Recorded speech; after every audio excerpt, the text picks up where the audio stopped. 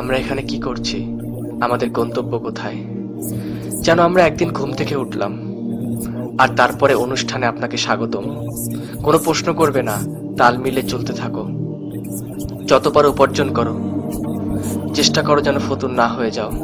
TV অনুসরণ করো, makeup থেকে শুরু করে জামা কাপড় পর্যন্ত। এর চেয়ে বেশি কিছু ভেবো না, যা দেখানো হয় তাই ফলো করো। বিভ্রান্ত হয়ে পড়লে মদ্যপানে লেগে যাও। এখনো মাথায় প্রশ্ন ঘুরছে, রেডিওর ভলিউমটা বাড়িয়ে দাও। ডুবে থাকো নেশা, সেক্স, রক অ্যান্ড রোলে। আমি শুধু জানতে চাই, এই চক্রাকারে ঘুরতে থাকা জীবনধারার বাইরে কি আর কিছুই নেই? বৃদ্ধ হয়ে মারা যাওয়া, একটি সুখী পরিবার রেখে যাওয়া, আর রেখে যাওয়া একগাদা সম্পত্তি যার মালিক হবে অন্য কেউ। কবরে যাওয়ার আগে আমি আসলেই জানতে চাই, কারণ জীবন নিয়ে সিনেমিনি খেলতে রাজি নই বাজি ধরতে। এই সামান্য কিছু প্রশ্নের উত্তর খুঁজে ফিরছি। আমরা এখানে কি করছি? আমাদের লক্ষ্য কি? আমরা এখানে আসলাম কিভাবে? কে আমাদেরকে এত নিখুঁতভাবে তৈরি করলো? মৃত্যুর পর কি হয়? এই পৃথিবী কি আসলেই গুরুত্বপূর্ণ?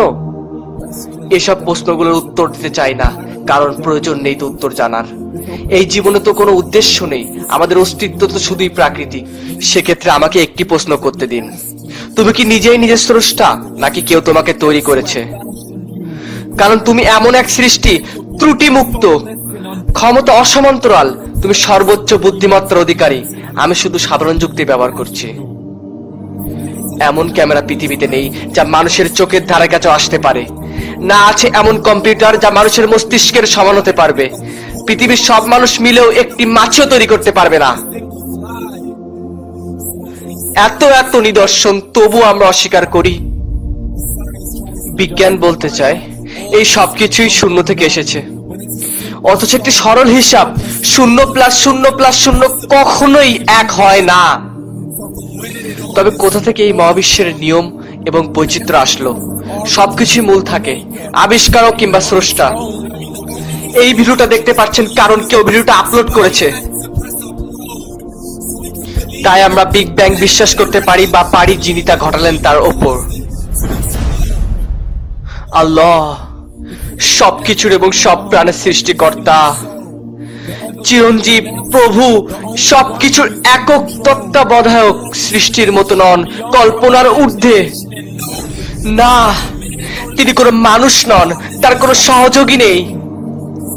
তিনি এক অবিনশ্বর সত্তা, আমাদেরকে কখনোই একা ছেড়ে যাননি। ঠিক সব প্রস্তুতকারকের মতো তিনি আমাদেরকে গাইড বই দিয়েছেন, কোরআন, ইসলাম। দুঃখিত জলদি উপসংহারে চলে আসার জন্য, কিন্তু এটাই একমাত্র সম্ভব। এতে আছে স্রষ্টার যৌক্তিক বর্ণনা, এক এবং অদ্বিতীয়, সর্বোচ্চ ক্ষমতার অধিকারী। কাউকে জন্ম দেননি, কেউ তাকে জন্ম দেয়নি। একটি বই যার শূন্য ত্রুটি, বৈজ্ঞানিক আর ঐতিহাসিক অলৌকিক তত্ত্ব। আজ থেকে 1400 বছর আগে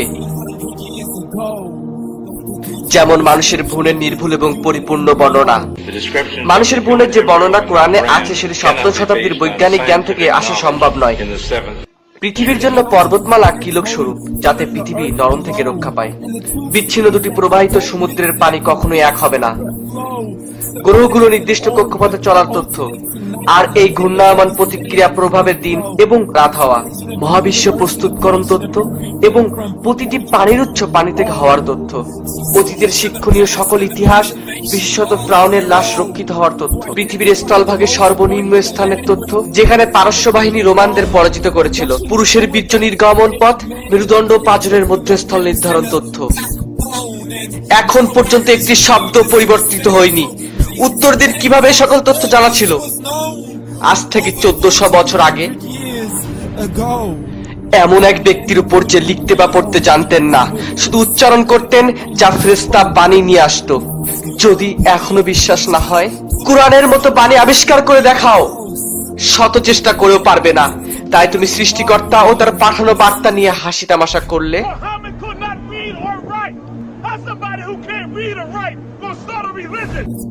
তার বইগুলোকে রূপকথার গল্প পড়ে নাকচ করে দেয়, যাতে আমরা আমাদের জীবন গড়ি লোভ, লালসা, ইচ্ছে দ্বারা।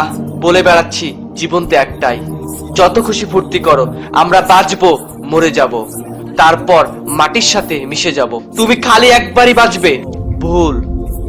গাছপালা মারা যাবার পর বৃষ্টি আসলে নতুন করে তার জীবন ফিরে পায়। আল্লাহ প্রতিশ্রুতি যে আমাদেরকেও ঠিক একইভাবে তিনি পুনরুজ্জীবিত করবেন, আঙ্গুলের ছাপ থেকে নিয়ে পায়ের তলা পর্যন্ত অনুরূপ অবস্থায়।